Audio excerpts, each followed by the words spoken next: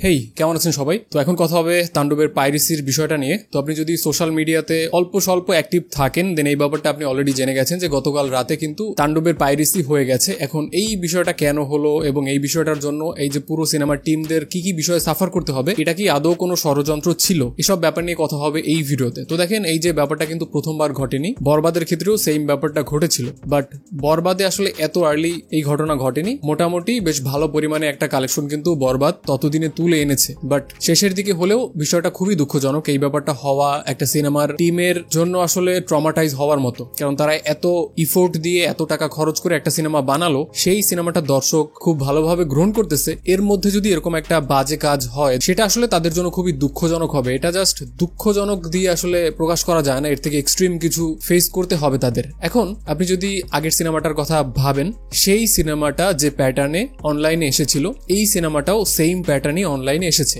But সেটার থেকে এখানে পার্থক্যটা হলো যে যখন ওই সিনেমাটা অনলাইনে লিক হয়ে গেছিল তখন কিন্তু অলরেডি সিনেমাটা একটা সেফ জোনে আছে, অলরেডি বেশ ভালো একটা কালেকশন তুলে এনেছে। তো তার মানে হলো সিনেমার যে মেকার প্যানেল তাদেরকে অ্যাটলিস্ট ক্ষতির মুখ দেখতে হচ্ছে না।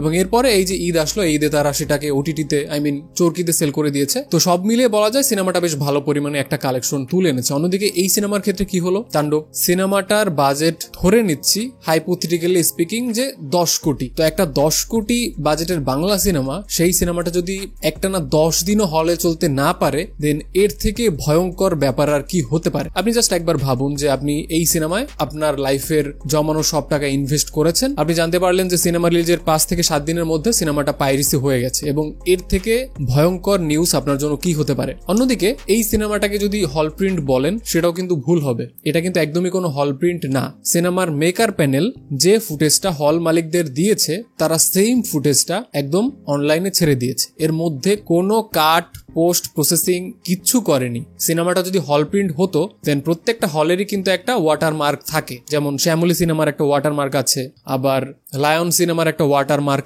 আছে। তো হল প্রিন্ট আসলেও কিন্তু সেটা ধরা যায়, তখন ওই সিনেমা হলের যে মালিক থাকে বা কর্তৃপক্ষ থাকে তাদেরকে জিজ্ঞেস করলেই বা তাদেরকে চার্জ করলেই বিষয়টা বের হয়ে আসে। বাট এই ব্যাপারটা আপনি কিভাবে বের করবেন? এখানে একদম অ্যাকচুয়াল যে অ্যাকচুয়াল ফুটেজটাই লিক করে দেওয়া হয়েছে, এবং এই পুরো ব্যাপারটাকে আমরা একদমই নর্মাল মনে হচ্ছে না, পুরো ব্যাপারটা একটা ষড়যন্ত্র। এর কারণ হলো দেখেন, বরবাদের ক্ষেত্রেও যখন বরবাদ চলছিল তখন কিন্তু আশেপাশে আরো অনেক সিনেমা চলছিল, বরবাদের সাথে দাগি চলছিল, চক্কর চলছিল, জঙ্গলি চলছিল, বাট শুধুমাত্র বরবাদ সিনেমাটাই কিন্তু লিক করা হয়েছে।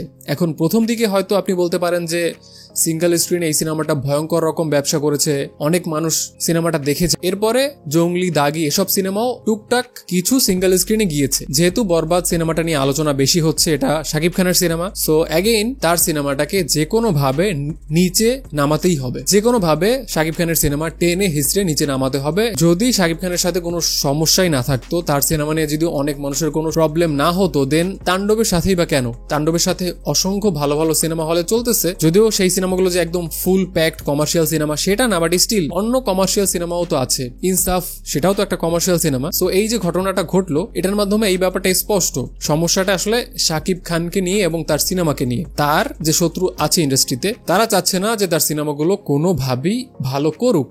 এখন এই কাজটা কারা করলো, কেন করলো, অ্যাকচুয়ালি আমি আসলে জানি না, কিন্তু পুরো বিষয়টা যে একটা ষড়যন্ত্র এটা জানতে হলে আপনাকে রকেট সায়েন্স জানতে হবে না। এবং এই যে গত ঈদে বা এই ঈদে এসব সিনেমা চলার ফলে যেসব সিনেমার সব থেকে বেশি ক্ষতি হয়েছে সেটা হলো বাংলাদেশি বি গ্রেড সিনেমাগুলো। প্রত্যেকটা ঈদে 8টা 10টা বি গ্রেড সিনেমা আসতো।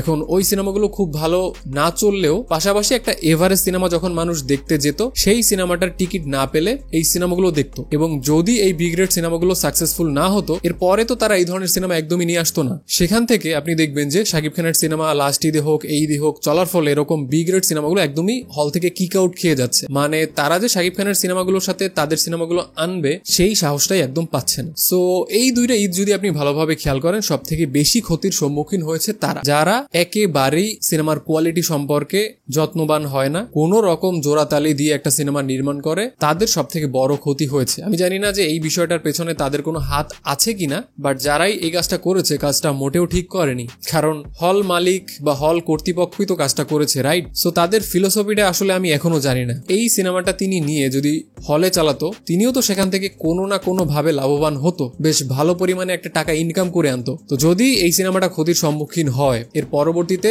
বড় বাজেটের সিনেমা বা একটা পরিচালক যে ফুল একটা এনার্জি নিয়ে নতুন কিছু করার ট্রাই করবে, সেই ব্যাপারটা তো একেবারেই হচ্ছে না। সো দিন শেষে কিন্তু পুরো ইন্ডাস্ট্রিটারই একটা ভালো রকম ক্ষতি হচ্ছে। তো এই সিম্পল ব্যাপারটা কি তারা একদমই মাথায় রাখে না? সমস্যাটা যদি শাকিব খানের সাথেও হয়, লেটসে ধরেন যে একজন মানুষের শাকিব খানের সাথে বেশ বড় রকম শত্রুতা আছে, তো তিনিও যদি এই কাজটা করে, এর মাধ্যমে কিন্তু তিনি শাকিব খানের ক্ষতি করতেছে না। এই সিনেমার প্রডিউসার, ডিরেক্টর, অন্যান্য অভিনেতা অভিনেত্রী, পুরো টিম, ইভেন পুরো ইন্ডাস্ট্রির বেশ বড় রকম একটা ক্ষতি তিনি করেছে। সো আমি চাইবো যে এই বিষয়টি যদি কোনোভাবে ট্র্যাক ডাউন করা যায় বা যদি কোনোভাবে বিষয়টা বের করা যায়, তাদেরকে আইনের আওতায় আনা উচিত। অন্যদিকে দর্শকের জন্য আমি আসলে কি বা বলতে পারি? আমি যদি বলি আপনার সিনেমাটা দেখবেন না, আপনারা হলে গিয়ে দেখুন, আমার কথা কি মানুষ শুনবে? বাট স্টিল আমি বলতে চাইবো, যারা সিনেমাটা দেখেননি, যারা এখনো ঢাকার বাইরে আছেন, ঢাকায় এসে সিনেমাটা দেখার প্ল্যান করতেছেন, ডেফিনেটলি আমি রিকমেন্ড করবো সিনেমাটা আপনি হলে গিয়ে দেখুন। অন্যথায় আপনি এই সিনেমার যে অ্যাকচুয়াল যে ফিলটা, থিয়েটারে গিয়ে একটা সিনেমা দেখার যে আসল মজা, সেইটা আপনি একদমই পাবেন না। আই গেস অলরেডি আপনি পুরো ব্যাপারটা বুঝে ফেলেছেন যে